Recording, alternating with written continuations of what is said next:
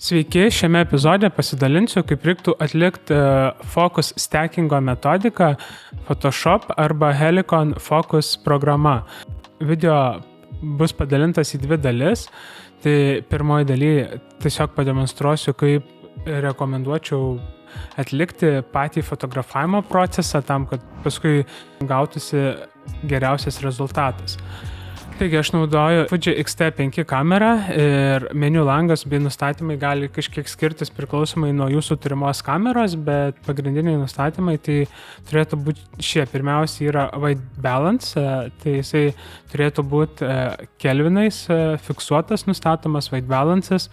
Jeigu nėra opcijos kelvinais, tai greičiausiai gali būti pasirinkimas custom white balance. Kadangi dirbsim su focus stackingu, tai labai svarbu, jog būtų nustatytas vieno taško fokusavimas, bei fokusavimo režimas būtų single AF, ISO, diafragma bei šaterį. Tiesiog nusistatykit pagal savo aplinkoje esančias sąlygas. Labai svarbu tiesiog atkreipdėmėsi, kad fotografuoti rekomenduoju trikojį, tam, kad būtų kamera fiksuotoje vietoje, nesikeistų jos pozicija, padėtis.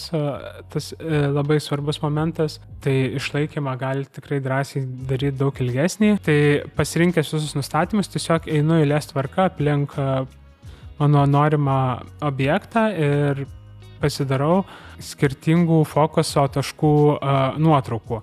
Koks kiekis būtų tinkamas, tai čia labai priklauso nuo objekto dydžio, atstumo jį fotografuojant. Visada apeiti tolimiausius taškus nuo vieno taško iki kito, kad būtų paimti, bei kažkiek viduryje taškų, tam, kad tikrai būtų aišku, jog pavyko padengti visą maksimaliai plotą. Jau kai turės visas nuotraukas, tai pirmiausiai reikės atsidaryti Lightroom Classic tam, kad supaprastinti nuotraukų susikėlimą į Photoshop programą. Šis žingsnis yra kaip ir neprivalomas, nes viską galima, aišku, rankiniu būdu daryti, keliant į Photoshopą. Tiesiog jisai pagelbės procesą daug greičiau atlikti. Ir kiek bandžiau, tai kol kas tik būtent konkrečiai Lightroom Classic turi šitą žingsnį. Tai susikėlęs nuotraukas, aš jas visas pasižymiu ir paspaudžiu dešinį ant nuotraukų ir Edit in ir turiu pasirinkti Open as Layers in Photoshop. Tai būtent dėl šios opcijos yra reikalingas Lightroom Classic žingsnis tam, kad visos tos nuotraukos būtų atidarytos Photoshop programoje viename projekte sluoksniais. Ir iš tiesų tai kaip ir toks tikrai apsunkinimas, šioks toks nepatogumas, norint būtent šį žingsnį įgyvendinti. Tai paspaudus turėtų visai nesudėtingai ir greitos visos nuotraukos automatiškai sukrist. Tai galiu pažymėjęs pirmą nuotrauką keliauti į apačią, įspausti Shift klavišą ir tada vėl paspausti ir tada turėtų pažymėti nuo iki visas nuotraukas, eiti į Edit skiltį ir pirmiausiai turiu pasirinkti Auto Align Layers tam, kad jos visos būtų sulygiuotos. Kadangi fotografuojant skirtingose fokuso taškuose nuotrauka šiek tiek pajuda. Kai atliko sulygiavimą, galite pastebėti, kad aplink toks atsirado dar punktyrinis žymėjimas, tai tiesiog paspaudus Ctrl D galima nuimti ir tada jau sekantis žingsnis, tai vėl einant į Edit ir pasirinkus Auto Blend Layers, pasirinkam Stack Image, uždėkite abi varneles, kad būtų pažymėtos ir paspaudžiam OK. Viskas. Gavosi mūsų nuotrauka, matom jos tikrai ryškumo zona yra labai nebloga, matosi kiekviena detalytė, praktiškai nuo vieno krašto iki kito. Aišku, taip pat matosi ir daug šiukšlių, kitų nereikalingų dalykų, ko nesinorėtų, kad būtų nuotraukose, tai rekomenduoju, aišku, prieš fotografuojant dar kiek įmanoma labiau nuvalyti esantį daiktą, kad mažiau liktų visokių šiukšlių.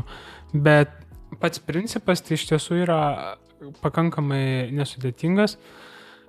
Jeigu atkreipsit dešiniai pusėje į visus sluoksnius, tai čia turite iš esmės jūsų galutinę nuotrauką, merge šitą, tam, kad nesimaišytų jums visos šitos nuotraukos ir galėtumėt toliau dirbti su redagavimu, tai galite vėl jas visas pažymėti, dešinį paspausti ir galit pasirinkti opciją Merge Visible ir jos visos bus sujungtos į vieną nuotrauką, su kuria toliau jūs tiesiog galėsit atlikti tolimesnį redagavimą.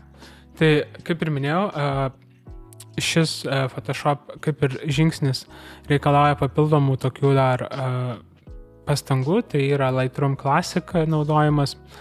Tai pabandysim dabar kitą programą, kurios paskirtis būtent yra tik tai konkrečiai šita užduotis, tai Focus Stackingas. Ir ją rasite nuėję į internetinį puslapį Helicon Focus. Pasirinksite atsisiųst, pasirinksite savo operacinę sistemą ir paspausite atsisiųst programą. Šiai programai naudot yra reikalinga licenzija. Realiai 30 dienų galit gauti pilnai testavimui tą licenciją. Toliau, jeigu norėsit ją naudotis, tai jums bus reikalinga įsigyti pilną licenciją tam, kad tas nuotraukas eksportuot ir išsaugot leistų. Jeigu pasibaigs licencija ir norėsit tiesiog su ją dar pasibandyti padirbėti, tai tą galite daryti, tiesiog nebus galimybės jums jų išsisaugoti, eksportuoti pasibaigus licencijai. Tai atsidarius programą viskas labai elementaru, įsikelt tiesiog ją norimas nuotraukas, jos labai greit sukris į vieną vietą, paspausti galima